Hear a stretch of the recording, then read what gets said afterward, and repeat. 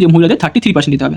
এবার এই আমরা যে ইউআর ভ্যাকেন্সি কটা বা আনরিজার্ভ রাখলাম কটা 55খানা ভ্যাকেন্সি, 55খানা ভ্যাকেন্সির এই 33%কে দিতে হবে আমাদের ফিমেলদের বা মহিলাদের। আর যে 67% ভ্যাকেন্সি থাকবে সেটা থাকবে হচ্ছে সেখানে থাকবে মেলরা প্লাস ফিমেলরা। অর্থাৎ এই 67 ভ্যাকেন্সিতে তোমার মেলরা তো কম্পিটিশন করবেই, তা বাদে কিছু ফিমেল যদি চায় এই ভ্যাকেন্সিতেও তোমার আসতে পারে। নমস্কার বন্ধুরা, welcome back to my channel. আজকে আমরা রিজার্ভেশন সিস্টেম এবং মহিলাদের জন্য যে 33% রিজার্ভেশন দিয়েছে তার ফলে নেক্সট রিক্রুটমেন্টগুলোতে কী কী প্রভাব পড়তে পারে এবং ইউআর কম্পিটিশান কি সত্যি বাড়বে সেই নিয়ে কিছু আলোচনা করব। ভিডিওটা লাস্ট পর্যন্ত দেখতে থাকো। আশা করি আজকের ভিডিও দেখার পর তোমাদের মনে আর রিজার্ভেশন নিয়ে কোনো ডাউট থাকবে না। তো মহিলাদের জন্য 33% রিজার্ভেশন দিয়েছে, এই কথাটা খুবই ট্রেন্ডিংয়ে চলছে। এবার এই 33% রিজার্ভেশনে কী কী প্রভাব পড়বে সেটা বুঝতে গেলে আগে তোমাদের বুঝতে হবে যে রিজার্ভেশন সিস্টেমটা কী বা রিজার্ভেশন কীভাবে ওয়ার্ক করে। দেখো, রিজার্ভেশনকে প্রথমে দুভাগে ভাগ করা হয়, একটা ভার্টিক্যাল রিজার্ভেশন, একটা হচ্ছে কি হরিজন্টাল রিজার্ভেশন। এবার কি এই ভার্টিক্যাল রিজার্ভেশন? ভার্টিক্যাল রিজার্ভেশনকে 4টে ভাগে ভাগ করা হয়, এসসি, এসটি, ওবিসি আর ইডব্লিউএস। এছাড়াও কিছু সংখ্যক ভ্যাকেন্সিকে আমাদের আনরিজার্ভ রাখতে হয়, যেগুলোকে ইউআর ভ্যাকেন্সি বলা হয়।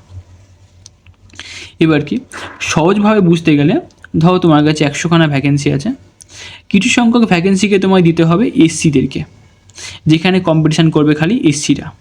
কিছু সংখ্যক ভ্যাকেন্সি তোমায় দিতে হবে এসটিদেরকে, সেখানে খালি কম্পিটিশান করবে এসটিরাই। কিছু সংখ্যক ওবিসিদেরকে, কিছু সংখ্যক ইডব্লিউএসদের। আর কিছু সংখ্যক ভ্যাকেন্সিকে তোমায় আনরিজার্ভ রাখতে হবে, যেখানে কম্পিটিশান করবে জেনারেলরা। এবং তাছাড়াও একজন এসসি, এসটি, ওবিসি, ইডব্লিউএস যে কোনো ক্যান্ডিডেটই এই আনরিজার্ভ বা ইউআর ভ্যাকেন্সির মধ্যে আসতে পারে। একজন এসসি ক্যান্ডিডেট সে যদি ইউআরের কাট অফ ক্লিয়ার করে তাহলে সে ইউআরের সিট খেয়ে নেবে। তাহলে কী হবে, যে ইউআরের সিটগুলো এরকম করতে করতে ইউআরের সিটগুলো কমে যাবে, এবং কি এই জন্য ইউআরে কম্পিটিশান সবসময় একটু হাই থাকে। তো এইটাকেই বলা হয় ভার্টিক্যাল রিজার্ভেশন। যখন আমরা ভ্যাকেন্সিগুলোকে এসসি, এসটি, ওবিসি, ইডব্লিউএসের মধ্যে ভাগ করব তখন সেটাকে বলবো ভার্টিক্যাল রিজার্ভেশন। এবার হরাইজন্টাল রিজার্ভেশন। হরাইজন্টাল রিজার্ভেশন কি? দেখো, ভার্টিক্যাল রিজার্ভেশনে আমরা দেখলাম যে 100খানা ভ্যাকেন্সিকে তোমায় ভাগ করতে হবে ইউআর, এসসি, এসটি, ওবিসি এবং ইডব্লিউএসের মধ্যে। এবং এবার এই প্রত্যেকটা ভাগকে আবার কিছু কিছু ভাগ করতে হয়। যেমন এই ধরো পশ্চিমবঙ্গে কী হয়, পশ্চিমবঙ্গে ইউআরদের বা আনরিজার্ভ করে রাখা হয় 55% ভ্যাকেন্সি। তো এই 55% ভ্যাকেন্সির মধ্যে কিছু পার্সেন্ট ভ্যাকেন্সি পাবে ওমেনরা, কিছু পার্সেন্ট পিডব্লিউডিরা, কিছু পার্সেন্ট এক্স সার্ভিসম্যান, কিছু পার্সেন্ট স্পোর্টস পার্সন, কিছু সিভিক, কিছু এক্সেমপ্টেড ক্যাটাগরি। তেমনই এসসিদের দেওয়া হয় 22% ভ্যাকেন্সি। এই যে 22% ভ্যাকেন্সি দেবে তারও আবার কিছু ভাগ হবে, এর মধ্যেও 22% ভ্যাকেন্সিরও কিছু ভ্যাকেন্সি পাবে ওমেনরা, কিছু পিডব্লিউডি, কিছু এক্স সার্ভিসম্যান, কিছু স্পোর্টস পার্সন, কিছু সিভিক, কিছু এক্সেমপ্টেড ক্যাটাগরি। তেমনই এসটি, তেমনই হচ্ছে কি ওবিসি। এবার এই ভাগগুলোকেই বলা হয় হচ্ছে তোমার হরাইজন্টাল রিজার্ভেশন। ভার্টিক্যাল রিজার্ভেশন হচ্ছে যখন তোমরা 100খানা ভ্যাকেন্সিকে ইউআর, এসসি, এসটি, ওবিসির মধ্যে ভাগ করলে তখন হচ্ছে কি সেটা ভার্টিক্যাল রিজার্ভেশন হলো। এবার আবার সেই যে ভ্যাকেন্সিগুলো পাচ্ছে সেই ভ্যাকেন্সিগুলোকে আবার তোমার women, PWD, ex serviceman, sports person, civic, exempted ক্যাটাগরির মধ্যে যখন ভাগ করছো তখন সেটাকে বলা হবে হরাইজন্টাল রিজার্ভেশন। তো এটি হচ্ছে কি তোমার হরাইজন্টাল রিজার্ভেশন আর তোমার ভার্টিক্যাল রিজার্ভেশনের ব্যাখ্যা। এবার আসো বুঝি পশ্চিমবঙ্গে যে মহিলাদের 33% রিজার্ভেশনটা দেওয়া হয়েছে সেটা কীভাবে ওয়ার্ক করবে বা কীভাবে তোমার ভ্যাকেন্সিগুলোকে ডিভাইড করা হবে। দেখো, পশ্চিমবঙ্গে আনরিজার্ভ রাখা হয় 55% ভ্যাকেন্সিকে, এসসিরা পায় 22% ভ্যাকেন্সি, এসটিরা পায় 6% ভ্যাকেন্সি, ওবিসিরা 7%, ইডব্লিউএসরা 10%। এবার ধরো তোমার কাছে মোট 100খানা ভ্যাকেন্সি আছে, এবার 100-র 55% পাবে হচ্ছে কি ইউআররা, অর্থাৎ 55খানা পাবে ইউআররা। 100-র 22% পাবে হচ্ছে এসসিরা, অর্থাৎ 22টা ভ্যাকেন্সি পাবে এসসিরা। 106% পাবে হচ্ছে কি এসটিরা, অর্থাৎ 6টা পাবে এসটিরা। 107% ওবিসিরা, অর্থাৎ 7টা পাবে ওবিসিরা। আর 110% হচ্ছে ইডব্লিউএসটা, অর্থাৎ 10টা পাবে হচ্ছে কি ইডব্লিউএসটা। এবার যে মহিলাদের 33% দিতে হয় বলেছে, কি বলছে সরকার, যে মহিলাদের 33% দিতে হবে।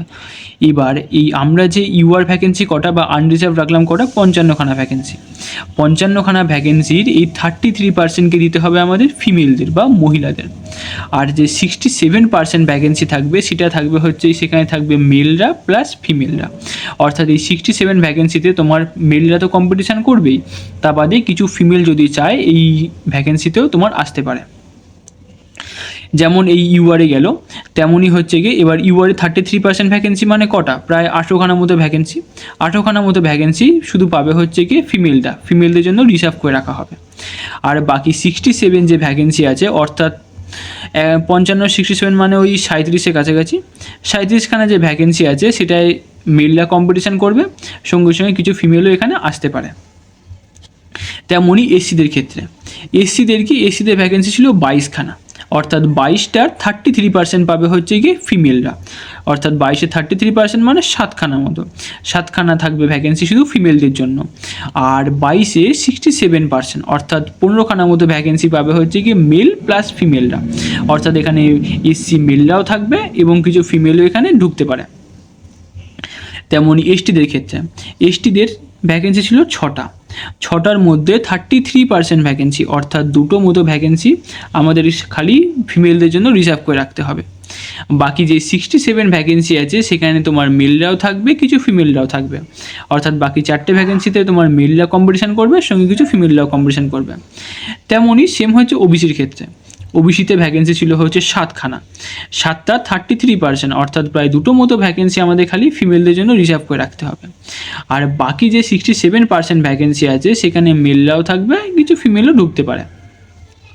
তাহলে এবার যদি তোমরা দেখো যে পুরো রিজার্ভ ফিমেল ভ্যাকেন্সি দেখলে 800 + 7 + 2 + 2, তাহলে মোটামুটি 29খানা মতো।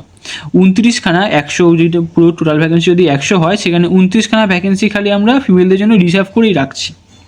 এটা খালি ফিমেলদের জন্য রিজার্ভেশন রইল। বাকি যে 61খানা ভ্যাকেন্সি আছে সেখানে মেলরা তো কিছু পাবে, সঙ্গে সঙ্গে কিছু ফিমেলও এখানে ঢুকতে পারবে। তাহলে মেল প্লাস ফিমেল হচ্ছে 61খানা ভ্যাকেন্সি। তো এই ছিল 33% রিজার্ভেশনের মাধ্যমে ভ্যাকেন্সিগুলোকে কীভাবে ডিভাইড করবে তার সম্পূর্ণ হিসেব। এবার আসি মেন কথা, যে ইউআরদের কাট অফ কি তাহলে বাড়বে, ইউআরদের কম্পিটিশন কি তাহলে বাড়বে? দেখো, বাড়লেও খুব একটা বাড়বে না। ইউআরদের মধ্যে এমনি এসসি, আগে থেকে এসসি এসটি ওবিসি সবাই ঢোকে, তো এমনি সেখানে কম্পিটিশান একটু হাই থাকে। হ্যাঁ, এবার মহিলাদের জন্য 33% ভ্যাকেন্সিটাকে রিজার্ভ করে রাখা হবে, তাহলে কিছু ভ্যাকেন্সি ওখান থেকে কমে যাবে। তো সেই জন্য কিছু তোমার হচ্ছে গিয়ে একটুখানি কম্পিটিশান বাড়তে পারে, বাট খুব একটা হ্যাভক যে বাড়বে তেমন কিছু না। আর বলি যে এই 33% রিজার্ভেশনটা এই আমাদের পশ্চিমবঙ্গে প্রথম নয়, আগেও অনেক রাজ্যে 33% রিজার্ভেশনটা দিয়েছে, বরং আমাদের পশ্চিমবঙ্গে আরও অনেক পরে শুরু হয়েছে। এবার তোমরা যদি দেখো 15(3) নম্বর সংবিধানে 15(3) নম্বর ধারায় বলা হয়েছে যে সরকার চাইলে মহিলা এবং শিশুদের জন্য বিশেষ কিছু সুবিধা দিতে পারে, এবং এই নিয়ে কোনো আইনি জটিলতা তৈরি করা যাবে না, অর্থাৎ কোনো কেস কামারি করা যাবে না। তাহলে এখন একটা মেয়ের চাকরি পাওয়া আরও সহজ হয়ে গেল, আর একই দিকে একটা ছেলের চাকরি পাওয়া আরও কঠিন হয়ে গেল। এখন যেহেতু 33% রিজার্ভেশন দিয়েছে, এখন মেয়েরা একটু মনোযোগ দিয়ে পড়লেই তারা চাকরি পেতে পারে। এদিকে একজন যে জেনারেল ক্যান্ডিডেট আছে তাকে এখন খুবই পরিশ্রম করতে হবে যে কোনো চাকরির জন্য। তো এটাই ছিল আজকের ভিডিওর মূল বিষয়বস্তু। আর যদি আশা করি আজকের ভিডিও দেখার পর তোমাদের মধ্যে আর কোনো ডাউট নেই রিজার্ভেশন সিস্টেম নিয়ে। তাও যদি ডাউট থাকে তাহলে অবশ্যই কমেন্ট বক্সে জানিও, আমি তোমাদের ডাউট ক্লিয়ার করার চেষ্টা করব। আর যদি ভিডিও ভালো লেগে থাকে তাহলে অবশ্যই সাবস্ক্রাইব করো, লাইক করো, শেয়ার করো। Thank you.